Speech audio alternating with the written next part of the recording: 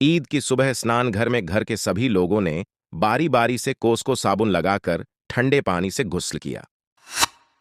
मुझे नए कपड़े जूते पहनाए गए, लाल रिबन से बाल संवारे गए, मेरे बदन पर इत्र लगाकर कान में इत्र का फाहा ठूंस दिया गया।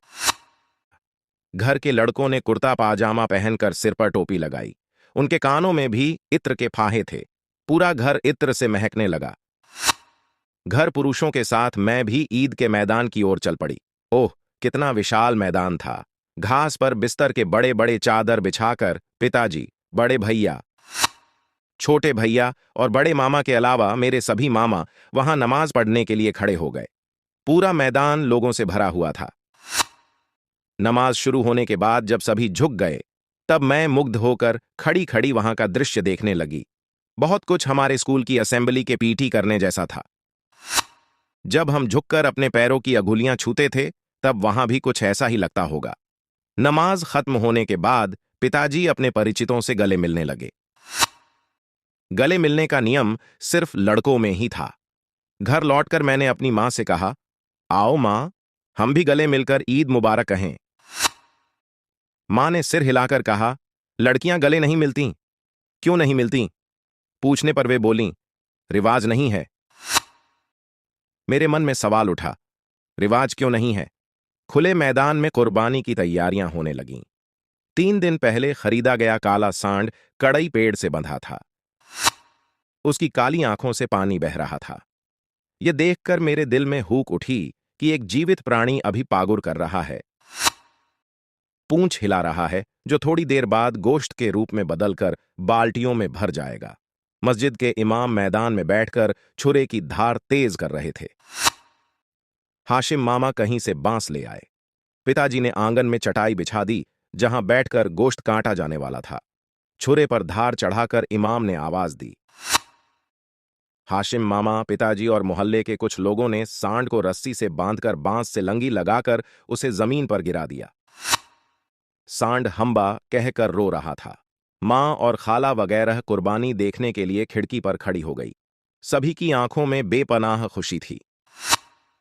लुंगी पहने हुए बड़े मामा ने, जिन्होंने इत्र वगैरह नहीं लगाया था, मैदान के एक कोने पर खड़े होकर कहा, ये लोग इस तरह निर्दयतापूर्वक एक बेजुबान जीव की हत्या कर रहे हैं, जिसे लोग कितनी खुशी से देख रहे हैं।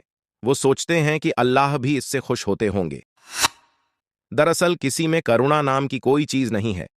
बड़े मामा से कुर्बानी का वह वीभत्स दृश्य देखते नहीं बना। वे चले गए, मगर मैं खड़ी रही। सांड हाथ पैर पटककर आर्तनाद कर रहा था। वह 7 तगड़े लोगों को झटक कर खड़ा हो गया। उसे फिर से लंगी मारकर गिराया गया। इस बार उसे गिराने के साथ ही इमाम ने धारदार छुरे से अल्लाह हो अकबर कहते हुए उसके गले को रेत दिया।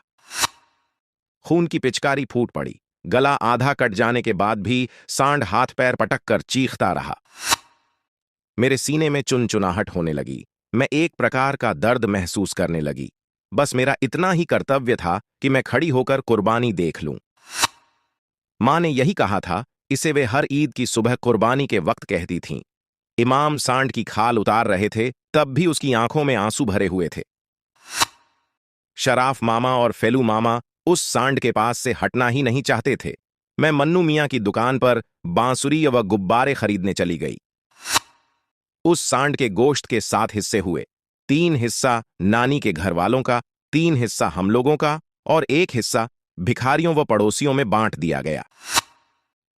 बड़े मामा लुंगी और एक पुरानी शर्ट पहनकर पूरे मोहल्ले का चक्कर लगाने के बाद कहते, पूरा मोहल्ला खून से भर गया है। कितनी गौएं कटी, इसका हिसाब नहीं। ये पशुधन किसानों को ही दे दिए जाते तो उनके काम आ सकते थे। कितने ही किसानों के पास गाय नहीं है। पता नहीं आदमी इतना राक्षस क्यों है। समूची गाय काटकर एक परिवार गोश्त खाएगा, उधर कितने लोगों को भात तक नहीं मिलता। बड़े मामा को गुस्ल करके ईद के कपड़े पहनने के लिए तकादा देने का कोई लाभ नहीं था। आखिरकार हारकर नानी बोली, तूने ईद तो किया नहीं तो क्या इस वक्त खाएगा भी नहीं? चल खाना खा ले। खाऊंगा क्यों नहीं, मुझे आप खाना दीजिए। गोश्त के अलावा अगर कुछ और हो तो दीजिए। बड़े मामा गहरी सांस लेकर बोले। नानी की आंखों में आंसू थे। बड़े मामा ईद की कुर्बानी का गोश्त नहीं खाएंगे। इसे वे कैसे सह सकती थीं? नानी ने आंचल से आंखें पोंछते हुए प्रण किया कि वे भी गोश्त नहीं छुएंगी। अपने बेटे को बिना खिलाए माताएं भला खुद कैसे खा सकती हैं? बड़े मामा के गोश्त न खाने की बात पूरे घर को मालूम हो गई। इसे लेकर बड़ों में एक प्रकार की उलझन खड़ी हो गई।